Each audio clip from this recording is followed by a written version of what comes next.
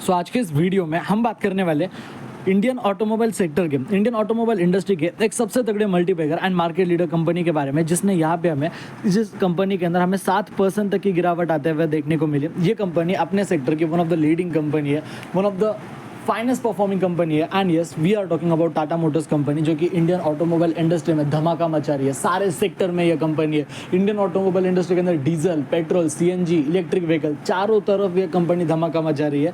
And इस company में आज के दिन 7 से 8% तक की गिरावट आते हुए देखने को मिली। इस गिरावट के पीछे का रीजन क्या है एंड उसी के साथ साथ इस कंपनी को कब बाय करना चाहिए, क्यों बाय करना चाहिए, सारी की सारी चीज़ों के ऊपर आज के इस वीडियो में डिटेल में डिस्कशन करेंगे। फर्स्ट ऑफ ऑल, अभी अगर आप बात करते हो टाटा मोटर्स कंपनी के लाइक करंट मार्केट प्राइस के बारे में, 1015 रुपीज़ के हमें इस कंपनी की फिलहाल करंट मार्केट प्राइस देखने को मिल रही है। एंड बात करी जाए इस कंपनी के स्टॉक प्राइस में, हमें आज ही के दिन 7.5% तक की गिरावट आते हुए देखने को मिली। देखो, टाटा मोटर्स कंपनी के अंदर डायरेक्टली वो गिरावट नहीं आई है, ये गिरावट आई है ओवरऑल पूरे के पूरे मार्केट में। आज पूरा का पूरा मार्केट क्रैश हुआ। निफ्टी 50 की बात करते हो, सेंसेक्स की बात करते हो, ओवरऑल मार्केट में ही हमें पूरा करेक्शन आते हुए देखने को मिल रहा था। नाउ द थिंग इज की अगर आप बात करते हो टाटा मोटर्स की, टाटा मोटर्स के अंदर 7.5% की गिरावट आई। Tata motors company Indian automobile industry की टॉप की कंपनी है।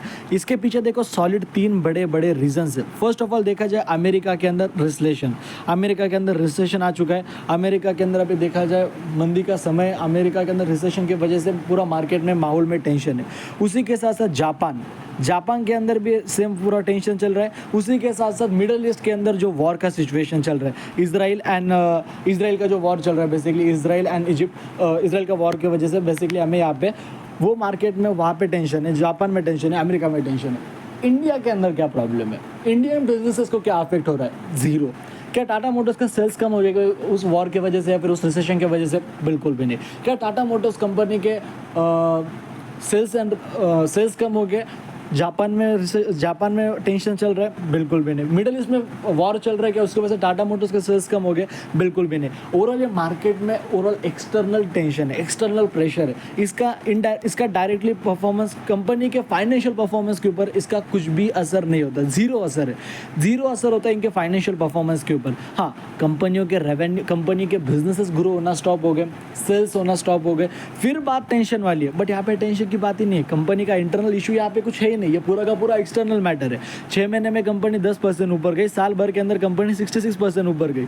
अगर आज कंपनी ये 7-8% नहीं गिरती, अदरवाइज रिटर्न हमें 75-80% प्लस के देखने को मिलते थे। अगर मैं 5 साल की बात करता हूँ, 5 साल में टाटा मोटर्स कंपनी का परफॉर्मेंस है समवेयर अराउंड 730% के करीब। अगर यही टाटा मोटर्स कंपनी अपने ऑल टाइम हाई के पास होती तो हमें टाटा मोटर्स कंपनी ने रफली अराउंड देखा जाए 5 साल के अंदर सबसे तगड़े परफॉर्मेंस 730% के रिटर्न। एंड यही अगर कंपनी ऑल टाइम हाई पे होती 780% के आसपास हमें टाटा मोटर्स के ये रिटर्न देखने को मिलते हैं। And don't ever think so कि पिछले 1 साल के अंदर इसका परफॉर्मेंस अच्छा नहीं था तो आगे अच्छा परफॉर्मेंस नहीं रहेगा। देखो, जैसे जैसे इस कंपनी के क्वार्टरली रिजल्ट्स के अंदर कंपनी के जो रेवेन्यूज़ है वो अगर ग्रो होते रहेंगे, कंपनी के जो प्रॉफिट्स है वो अगर ग्रो होते रहेंगे, तो अपने आप कंपनी का बिजनेस आगे भी तगड़ा ग्रो होते रहेगा। इस बात को बिल्कुल भी ना भूलना। एंड अभी अगर मैं बात करता हूँ मैक्सिमम की, कि भाई मैक्सिमम में टाटा मोटर्स कंपनी का क्या कुछ परफॉर्मेंस था, तो 3100% से भी ज़्यादा के रिटर्न्स यहाँ पे हमें टाटा मोटर्स कंपनी ने कमा के दिए थे, जो कि as per my point of view definitely काफ़ी सॉलिड रिटर्न्स आप दोस्तों यहाँ पे इसे कंसिडर